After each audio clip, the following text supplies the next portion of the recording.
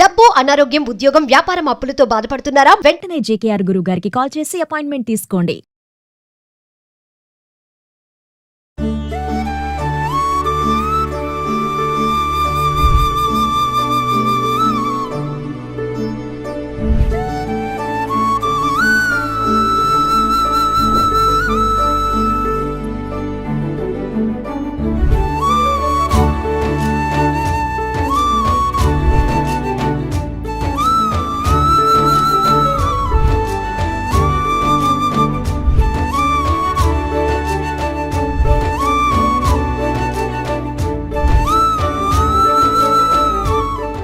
నమస్తే రమగారు. నమస్తే జయ. రమగారు, శ్రావణ మాసం వరలక్ష్మి వ్రతం విశిష్టత, ఎలా చేయాలి, ఏం చేయాలి, ఇవన్నీ కూడా మనం వీడియో రూపంలో మాట్లాడుకున్నాం. అయితే వరలక్ష్మి వ్రతం అనగానే అమ్మవారి అలంకరణ కదండి. ప్రధానంగా ఎన్నో కోకొల్లల వీడియోలు కనిపిస్తూ ఉన్నాయి. కొంతమంది కొబ్బరికాయకే రవికిల ముక్క కట్టుకొని దానికే ముక్కు, కళ్ళు అట్లా అన్ని అలంకరణ చేసుకొని ముఖంలాగా పెట్టుకొని చేసుకుంటారు పూజ. ఇప్పుడు ప్రతిమలు వచ్చేసినాయి. అవును, ప్రతిమలను పెట్టుకొని చక్కగా కొబ్బరికాయకే పెట్టుకొని అలంకరించుకోవడం ఒక విధానం. ఇట్లా రకరకాల పద్ధతులు. ఈ కట్టడంలో కూడా ఎన్నో రకాలు వచ్చినాయి రమ్మగారు. ఎవరికి వచ్చిన విధంగా వాళ్ళు అలంకరణ చేసుకొని మెథడ్ వాళ్ళది. చక్కగా వరలక్ష్మి వ్రతం రోజు పూజ చేసుకుంటూ ఉన్నారు. అయితే గతంలో ఒకసారి మనం చూపించాం కదండి. అవును, పెట్టనది అంటే కలసానికి ఎట్లా మడత పెట్టాలో చూపించాము. కలసానికి చూపించాము. తోరం ఎట్లా ఎన్ని ముళ్ళు వేసుకోవాలి చూపించాము. అవును. ప్రతిమ చేయటం పెద్దగా ఎప్పుడు మనం చూపించలేదు. ఎస్, అందుకే ఈరోజు ప్రతిమ చూపిద్దాము. ప్రతిమకి అలంకరణ ఏ విధంగా చేసుకోవాలి, మీరు చేసే విధానం చూపించండి. సింపుల్, అందులో పెద్ద హైరాన్ ఏం లేదు. మనం ఈ కొబ్బరికాయకి వెనక భాగం పీచు ఉంటుంది కదా, దానికి కొంచెం ఇంత పసుపు ముద్దని ఇట్లా నొక్కి దానికి కొంచెం ముక్కు, కళ్ళు పెట్టి చేసుకోవచ్చు. అది వాళ్ళ ఇంట్లో ఉండాలి ప్రతిమకి. లేకపోతే ఇప్పుడు మనం ఏం చేయొచ్చు, ఒక బిందె, దాని మీద వచ్చింది చెంబు, దాని మీద ఒక కొబ్బరికాయ. ఇప్పుడు ముఖాలు దొరుకుతున్నాయి కదా, అలంకరించిన ముఖాలు దొరికితే ముఖం దాన్ని తగిలితే ఏమీ లేదు, ఒక స్వరూపం కనపడుతుంటే మనకి పూజకి దృష్టి బాగా వెళ్తుంది. దాని అంతే, ఎంత బాగా అలంకరించుకుంటే అంత బాగుంటుంది. ఇంత ఎత్తున చక్కగా పెద్ద పట్టు చీర కట్టి చేసుకోవచ్చు. చీర కట్టేస్తారట కీర్తి చెప్తుంది. అక్క నేను చీర మొత్తం కట్టేస్తాను అక్క, పట్టు చీర అంతా పెద్ద ఎత్తున కొంచెం విగ్రహం స్వరూపం పెద్దది చేసుకుంటే అట్లా ఇక బుజ్జిగా కరెక్ట్ గా మనకి మన పూజా మందిరము, మన పూజ గది, మనకున్న ప్లేసు దాన్ని బట్టి కదా మనకి రోజువారీ మనకు అలవాటు. ఏటా మనం ఎంత చేస్తాం, అంత పెద్ద ప్రతిమ పెట్టడం నేను చెయ్యను. కొంచెం చిన్న సైజు, సుమారైన సైజు చేస్తాను. ఒక ఈ మా పూజాపీఠం ఇప్పుడు ఇంచుమించుగా ఏది ఉందా ఇంత ఎత్తు ఉంటుంది. ఇందులో పెట్టుకుంటే కరెక్ట్ గా ఆ పీఠానికి సరిపడా ఉంటుంది అనమాట. ఇక అంతే చేస్తా. మీరేం కడతారు రమ్మగారు? నేను వరలక్ష్మి వ్రతానికి చీర కొనుక్కుంటా కదా, బ్లౌజ్ కత్తిరించేసి జాకెట్ ముక్కని కట్టేస్తా. ఆ చీర మీద ఒక వేరే జాకెట్ పీస్, ఇంకో జాకెట్ పీస్ కొనుక్కొస్తా దానికోసం. ఆ చీర జాకెట్ అమ్మవారికి సమర్పించేస్తాను. ఈ కట్టిన బ్లౌజ్ ఉంది కదా, అది తర్వాత కుట్టించుకుంటాను. వరలక్ష్మి వ్రతానికి కొనుక్కున్న చీర ఏ సంవత్సరమో ఆ రోజు కట్టుకోను నేను. అదేలేండి, తర్వాత కట్టుకుంటా. అప్పుడు బ్లౌజ్ మాత్రం కట్టేస్తారు అమ్మవారికి. 3 వంతులు పట్టు చీరలే కొనుక్కుంటాను. ఏదైనా కొంచెం పట్టు కాకపోతే బార్డర్ ఉన్న చీరలే. అదేలేండి, ఆ 2 బార్డర్లు ఉంటే 2 బార్డర్ల రకంగా, ఒకటే బార్డర్ 2 సైడ్స్ ఉంటే ఆ రకంగా 2-3 రకాలుగా అక్కడ మార్చి కడతాను. తర్వాత దాన్ని వాడేసుకుంటా. ఇక ఇంతే, ఎప్పుడు ఎవ్రీ ఇయర్ ఇదే పద్ధతి చేస్తా. మాట్లాడుకుందాం రమ్మగారు, కడతారా? మనకు ఒక బ్లౌజ్ పీస్ కావాలి, ఏదైనా 2 సైడ్స్ బార్డర్ ఉంటే బాగుంటుంది. 2 వైపుల బార్డర్ ఉంటే మనం ఒకే వస్త్రంతో కట్టేసుకోవచ్చు. అవును, ఓవైపు పెద్ద బార్డర్, ఓవైపు చిన్న బార్డర్ ఉంటే ఇంకా హాయిగా ఉంటుంది. చూడటానికి కూడా బాగుంటుంది కదా. ఇప్పుడు మొదట మనకి ఈ బార్డర్ ఉంది కదా, దీన్ని కరెక్ట్ గా బార్డర్ వరకు మడిచి ఒక క్లిప్ గానీ ఏదైనా పెట్టుకోవాలి. ఇది ఒక వైపు కనమాట. ఇది అమ్మవారి బ్లౌజ్ కోసం అనుకుందాం. కరెక్ట్ గా మడిచి పెట్టుకుని ఏమైనా 2 క్లిప్పులు, 2-3 పిన్నిస్లు అలా ఏమైనా పెట్టుకోవాలి. ఇది కొంచెం సిల్క్ గా ఉంది క్లాత్, అందుకని దీన్ని మడత పెడుతున్నాను. ఇది ఇటు పెట్టేసామా. ఇప్పుడు రెండో వైపు దీన్ని ఆ పక్కకు ఉంచుకొని కొంచెం సన్నటి కుర్చీ, మనం చీర కుర్చీలు పోస్తాం కదా, అవునండి, అట్లా కుర్చీ పోసుకోవాలి.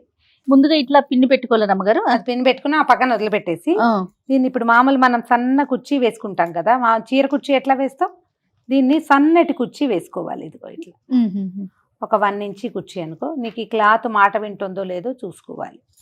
కింద పైన ఒకేలాగా పట్టుకుని ప్లీట్స్ లాగా పెట్టేసుకోవాలన్నమాట. ఇది సిల్కీగా ఉంది కదా. ఇప్పుడు చూడు ఇక నేను ఇక్కడ పట్టుకుంటే చూడు ఇక్కడ ఎట్లా తెరుచుకుందో, అవును. పైన కుర్చీ ఉంటుంది, కింద తెరుచుకోవాలన్నమాట.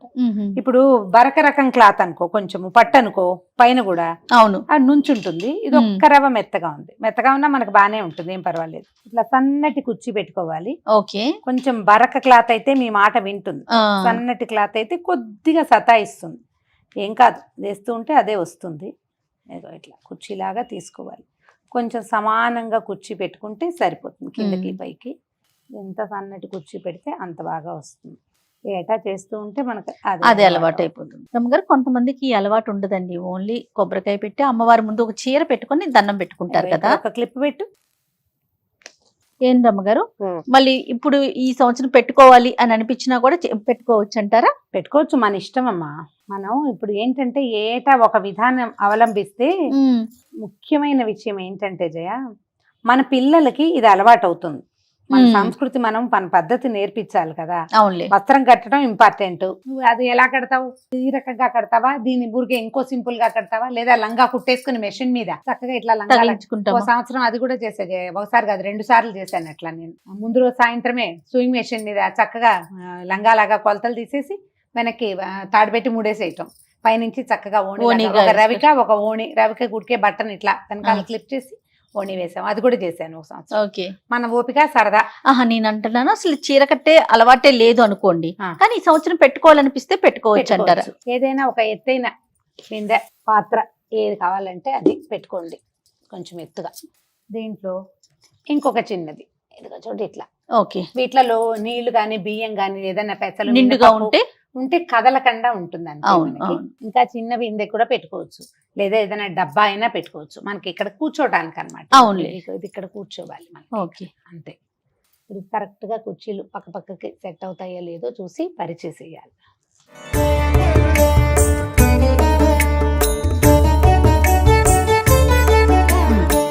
వీటిని అంచులకి సవరించేసేయటం.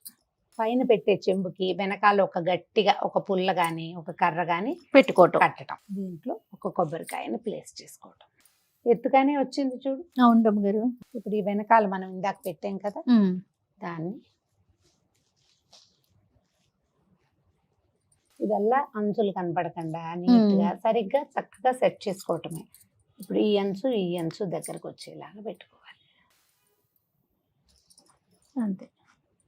ఓకే. ఒకటి ఇక్కడ ఏమైనా పిండి పెడతారా? పెడదాం. మనం ఇది వేసేసుకున్నాక ఈ మడత పెట్టాం కదా, ఈ మడతను కొంచెం సరిగ్గా సరి చేసుకుని వేసేసుకోవాలి.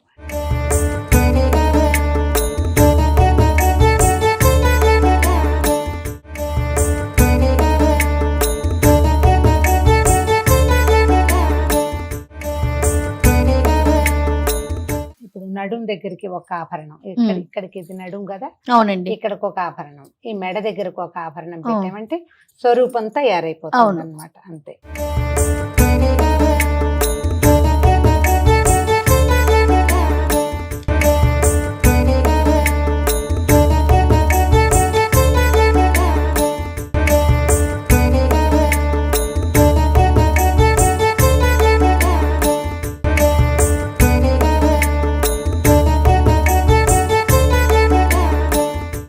ఇప్పుడు ఇట్లా ముఖాలు దొరికేస్తున్నాయి కదా. అవునండి. ఏ ముఖాన్నైనా మనకు కుదిరినట్టుగా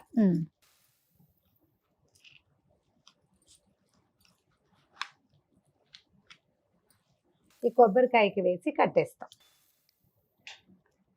నేనేం చేస్తున్నానంటే జయ, ఈ రబ్బర్ బ్యాండ్ దారాలు వస్తాయి కదా, అది ప్రతిమకి వేసి కట్టేస్తా. అది ఏ కాయ కావాలంటే ఆ కాయ కరెక్ట్ గా సరిపోతుంది అనమాట. ఓకే. పువ్వులు వేయ,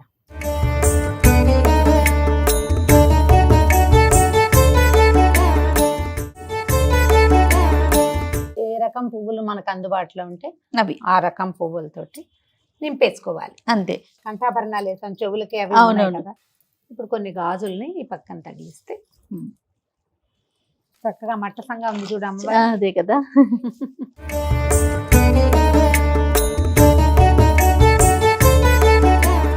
ప్రతిమని కదపకుండా మనం ఎక్కడ చేసామో అక్కడే ఉంచుకుంటే ఇట్లా సింపుల్ గా చక్కగా అయిపోతుంది. అలంకారం చేసుకోవటం మనకి పూజకే కదా. అవునవును.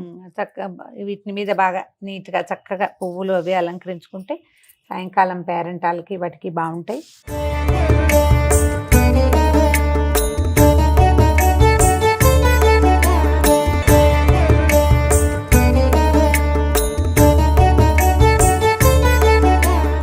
ఇప్పుడు ఇది ఒకటే క్లాత్ తోటి పెట్టాం కదా, అవునండి. 2 వస్త్రాలతోటి కూడా చేసుకోవచ్చు. ఓకే, 2 మన క్లాతులు. వీలుని బట్టి. మన వేలుని బట్టి. ఈ మనం ఆ జరి అంచులు ఉంటాయి బ్లౌజులకి, ఒకవైపు కుట్టిస్తామా, అవును. రెండో అంచు అట్టి పెట్టుకుంటాను.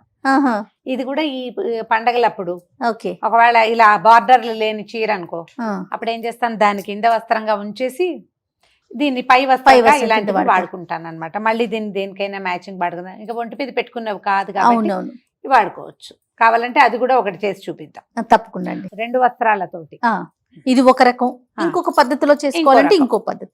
కానీ ప్రతిమ పెట్టి అలంకరణ పువ్వులు పెట్టగానే అలా వచ్చేస్తుంది. చూడండి రమ్మ గారు, తల్లి సాక్షాత్ ఇక్కడికి వచ్చి కూర్చున్నారా అన్నట్లు అనిపిస్తా ఉంది కదా. మనుషులైనా అంతే కదా జయ, అంతే నిండుగా కదా. అలంకరించుకుని ఆ, పువ్వులు పెట్టుకునేసరికి ఆ ఆటోమేటిక్ గా నిండుతనం ఫెస్టివ్ వైబ్ వచ్చేస్తుంది. వచ్చేస్తుంది. అవును, అవును. చూడు ఎంత చక్కగా ముద్దుగా ఉందో.